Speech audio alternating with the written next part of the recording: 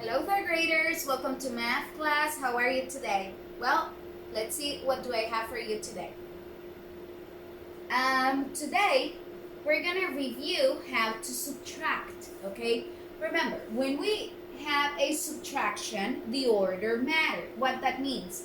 That the greater number should be on top and in the bottom should be the number that is smaller than the first one, okay?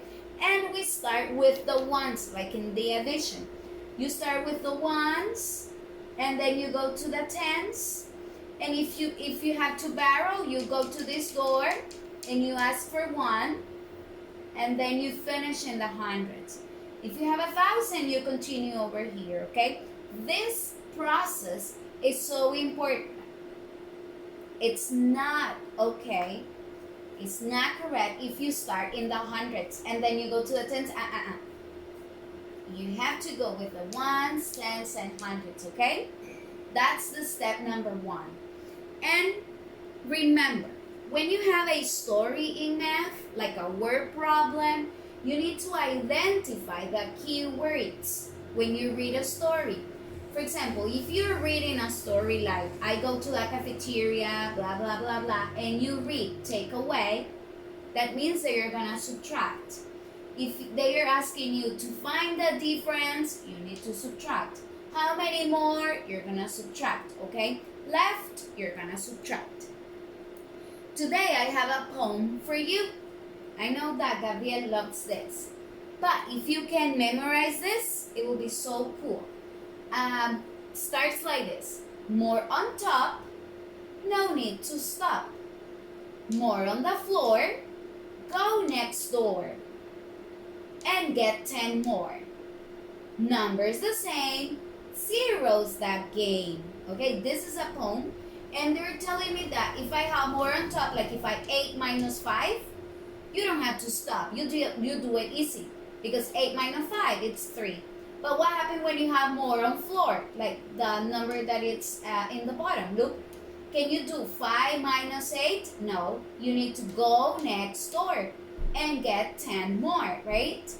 And at the end, numbers the same, like 8 minus 8, zeros that game. So this is a poem. Try to memorize this. So right now, I will explain one exercise that you have in your worksheet.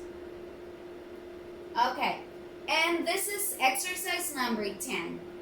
There are 628 adults and 1,345 children at a picnic.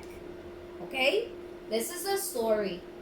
We have big ones and we have kids at a picnic. How many more children than adults are at the picnic? Can you identify one of these words in this story? How many more? Look, how many more? When you read this is a key word, and you identify this, you have to subtract. You're not going to put together the numbers because this is a keyword. When you say this, that means that you're going to subtract. So, how many more children than adults are at the picnic? But what number are you going to put first? Are you going to put 628 on top? No, right? You're going to put the greater number. Look, this one has 1,000, 4 digits. That means that it's greater. So you're going to put this number first minus this one. And then you write the answer, okay? But remember, you need to identify the keywords in a word problem. What about the next exercise? This is exercise 12. Here says, there are 5,900 children at an art competition. They are you have to understand what you're reading, okay? So if you don't understand, you read again. There are 5,900 children at an art competition. There is a competition and there's these kids. 3,127 of them are girls. Okay? From this total, 3,127 of them are girls. Now, which one is the question? Are there more girls or boys at the competition? read it again. Are there more girls or boys at the competition? How many more? Can you identify a keyword? Yeah, again, how many more? So you already identified the keyword, how many more, and then identify the numbers. 5,900 and 3,127. So these ones are the numbers that you need to subtract. When you have the answer, you're gonna answer, there are more girls or more boys. You need to write here girls or boys. I don't know. You do it at home. And then you write more than take part in the competition. Okay? So I hope you understand this. If you don't understand, let me know and I can explain to you. And we're gonna do this. You're watching this Merlo video, and after that, you're gonna watch another video, and then you're gonna do the worksheet, write the date, and then you do Prodigy, okay? Now, I will explain using my board one of the exercises, okay? So, this is exercise 11. After his mother gives him 560 stickers, Samuel has 4,500 stickers. How many stickers did Samuel have at first, at the beginning? How many he had? Because his mother gave this. You identify the numbers. And the mommy gave this. But how many stickers did Samuel have at first? So, again, I will subtract because I need to identify because he has the total. But at the beginning, we don't know how many he had.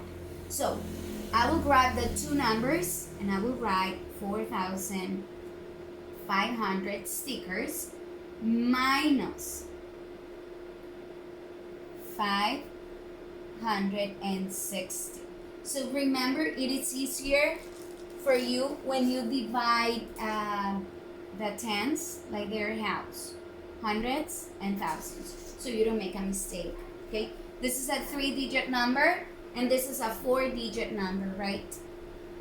So 0 minus 0, it's 0. 0 minus 6, can you do that? If you have 0 candies and I'm asking you to give me 6, can you do it? No, right? So you're gonna ask to the hundreds, hey, could you please give me 1? They will say, of course, because we have.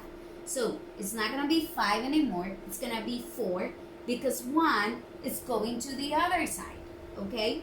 So I put this one over here because they're given to me 10 tens. So now 10 minus 6. That is easy, right? It's 4. Now, 4 minus 5. Can you do that? 4 minus 5. When you have less on top, you need to go next door, right? So you go next door. Hey, could you please give me 1? They will say, yes. So, this one is not going to be 4 anymore. It's going to be 3. And this one is not going to be give me 4. It's going to be 14. Now, 14 minus 5, can you do it mentally? 9, right? But if you cannot, remember to draw the circles. 5, 6, 7, 8, 9, 10, 11, 12, 13, 14. Minus 5. 1, 2, 3, 4, 5. How many you have? 1, 2, 3, 4, 5, 6, 7, 8, 9. Look. Now, 3 minus nothing? 3. So how many stickers he had at the beginning? Samuel had 3,940 stickers, and then his mother gives this. So at the end, he has 4,500 stickers at the end. Okay? So I hope you understand. It is so important to identify the keywords in a math problem, and also it is really important to understand If you don't understand when you read the first time, read it again, and then you will understand, okay? So this is it. Let me know if you have a question. Love you. Bye-bye.